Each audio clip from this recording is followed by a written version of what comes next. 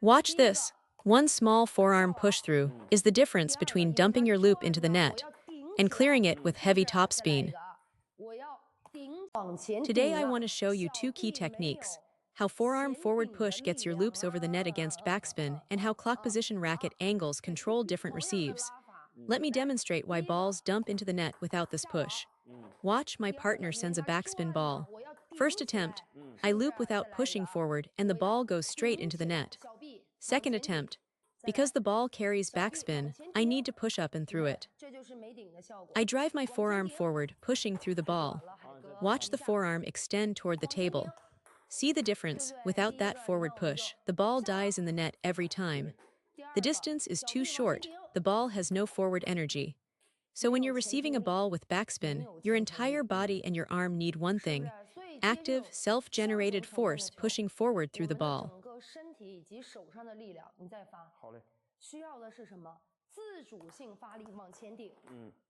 Active, self-generated force. Watch the forearm drive forward. I push through the contact. Without that forward push, you get exactly what I showed you: the ball drops into the net. It will always go into the net. Most amateur players feel the backspin and instinctively lean back, then try to lift the ball higher and higher. But here's the thing about heavy backspin: the more spin it carries, the less it travels forward. Watch, I serve a backspin ball along the table. See how it barely moves forward? It actually kicks backward. So on a long backspin ball, the same principle applies: the ball wants to die. We need to supply our own forward momentum, pushing through the ball and brushing it at the same time. You're driving into the ball with friction.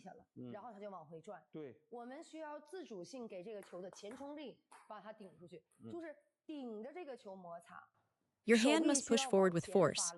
Watch, my hand drives forward through the contact. Only then can I loop the ball over. Otherwise, if you just try to brush upward, and 90% of you have tried this, you can't grip the ball with enough friction. The rubber slides right off it. So when a flat backspin ball comes your way and you want to loop it, your arm pushes forward, your body pushes forward, and you stay close to the ball. Don't leave too much distance. If you complete your swing before you reach the ball, the result is almost always the net. Stay close, use your own active force, and push that backspin ball up and over. That's the foundation.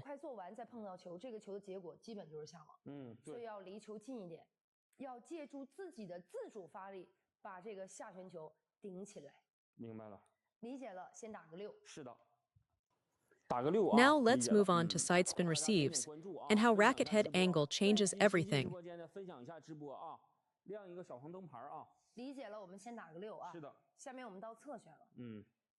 Let's start with the basic forehand drive. The racket head must point to 10 o'clock. If you point to 9 o'clock, the ball will go straight into the net every time.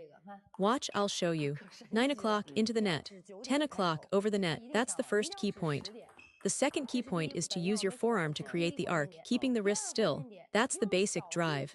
My partner sends me one. Watch. I use the forearm to generate the arc. See the ball's trajectory. The forearm creates the curve. Don't hit it half-heartedly, commit to the stroke.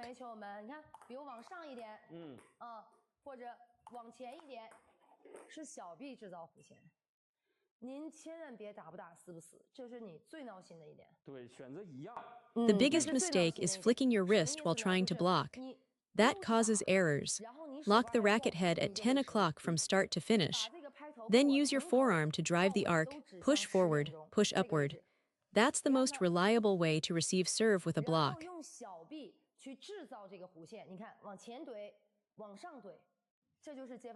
Now the rip is completely different. For a rip, the racket head points to 7 o'clock. Why? Because the incoming ball carries heavy spin, it's loaded. You cannot start your backswing toward 9 o'clock. Watch what happens.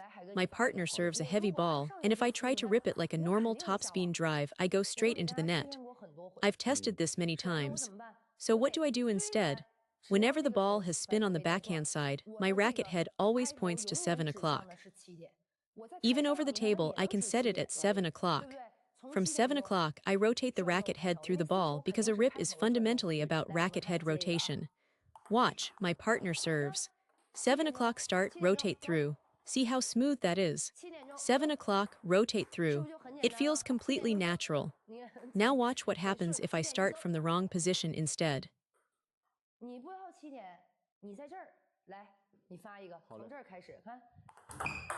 It's tricky to handle right. You can see it still goes into the net. Here's the key principle. No matter what spin your opponent sends, your backhand racket head always points to 7 o'clock. That never changes. If the ball isn't very spinny, I point to 7 o'clock up at table height. If it's heavy spin, I drop below the table and point to 7 o'clock down there. Watch, my partner sends one with light spin. See, 7 o'clock, racket head aimed right there. Now a heavy sidespin backspin serve. I drop the racket head below the table, still pointing to 7 o'clock, and loop it up. That's the secret to lifting these balls. If you try to rip it like topspin instead, it goes straight into the net.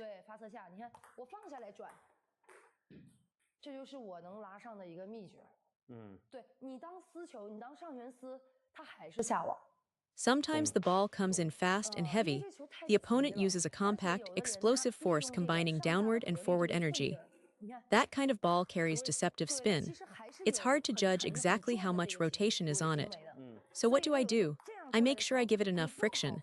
I'd rather overspin than underspin because a well-brushed ball will land on the table. If you try to rip it as though it were pure topspin, using an inward wrist snap, the ball dies into the net. Watch, I'll demonstrate. Still into the net, right? But when I keep the racket head pointing to 7 o'clock and brush up through the ball, it clears the net and lands. Let me show you again side by side. See the difference? The racket angle is everything.